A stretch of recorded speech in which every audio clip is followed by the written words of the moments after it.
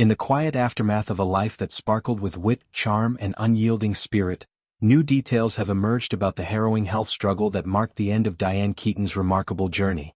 The iconic actress, whose portrayals of complex, multifaceted women in films like Annie Hall and the Godfather trilogy redefined Hollywood's understanding of female leads, faced her toughest role yet in the days leading up to her passing. According to insights gleaned from her official death certificate, Diane waged a valiant but ultimately unsuccessful war against primary bacterial pneumonia, a relentless infection that gripped her body and refused to let go. This revelation paints a poignant picture of a woman who, even in vulnerability, embodied the resilience that made her a beloved figure for generations. Imagine, if you will, the scene in those final, feverish days. Diane, at 79 years young, confined to the hushed confines of her Los Angeles home, where sunlight filtered through curtains like hesitant visitors. The pneumonia, that insidious foe, had infiltrated her lungs with a vengeance, turning each breath into a labored negotiation with her own body. Medical records describe it as the immediate and sole cause of her departure on October 11th, with no other underlying conditions noted to compound the tragedy. It's a stark reminder of how fragile even the sturdiest among us can become, how an invisible invader can silence a voice that once commanded screens and stages with effortless grace. Yet, in true Diane fashion, she didn't go quietly into that good night. She fought, surrounded by the love of family and friends who watched helplessly as her legendary vitality ebbed away. Reflecting on her career, it's impossible not to draw parallels between this battle and the characters she so masterfully brought to life. Think of Kay Adams Corleone in the Godfather series, poised, intelligent, and quietly fierce, enduring betrayals and heartaches with a dignity that masked inner turmoil. Or the quirky, introspective Annie Hall, whose neuroses were worn like a badge of honor, turning personal chaos into comedic gold. Diane's real-life confrontation with illness mirrored these roles.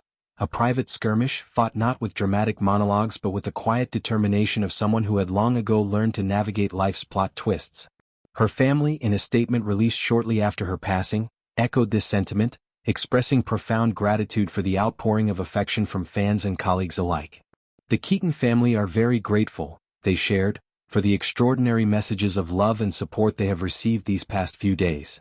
Those words, simple yet profound, underscore the depth of connection Diane forged, a testament to how her authenticity transcended the silver screen.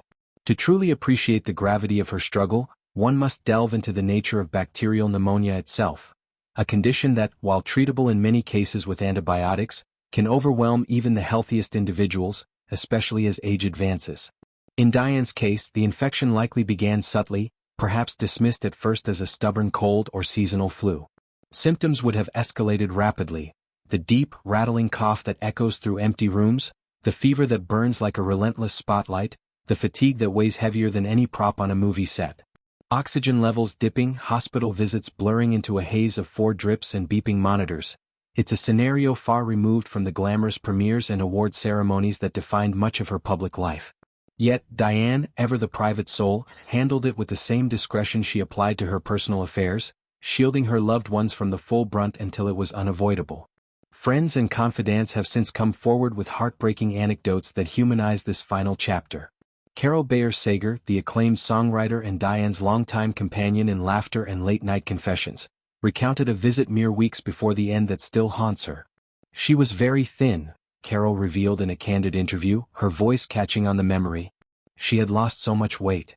The transformation stunned Carol, who had known Diane through decades of shared triumphs and trials, the kind of bond forged in the fires of Hollywood's golden era, where vulnerability was often cloaked in cocktail dresses and clever quips. That weight loss, a silent harbinger of the pneumonia's toll, spoke volumes about the actress's deteriorating condition. Diane, who had always celebrated her own eccentricities, from her signature menswear-inspired fashion to her unapologetic adoption of 4 children later in life, now faced a body betraying her in ways she couldn't style or script away. Delving deeper, Diane's health odyssey wasn't an isolated incident but part of a broader narrative of a woman who lived life on her own terms, often defying the odds.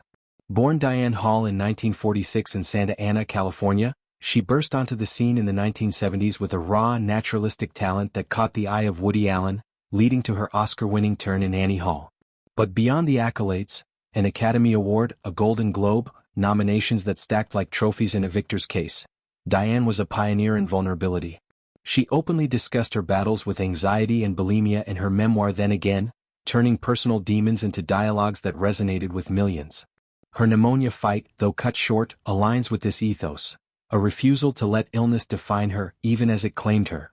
As news of her condition spread posthumously, tributes poured in from every corner of the entertainment world, each one a thread in the tapestry of her legacy. Meryl Streep, in a tearful remembrance, called her, "the sister I never had, the one who taught me that imperfection is the truest form of beauty."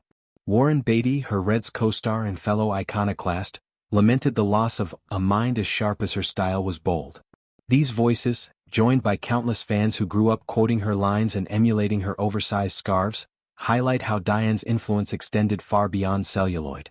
She wasn't just an actress, she was a cultural touchstone, a reminder that strength often hides in humor and heart.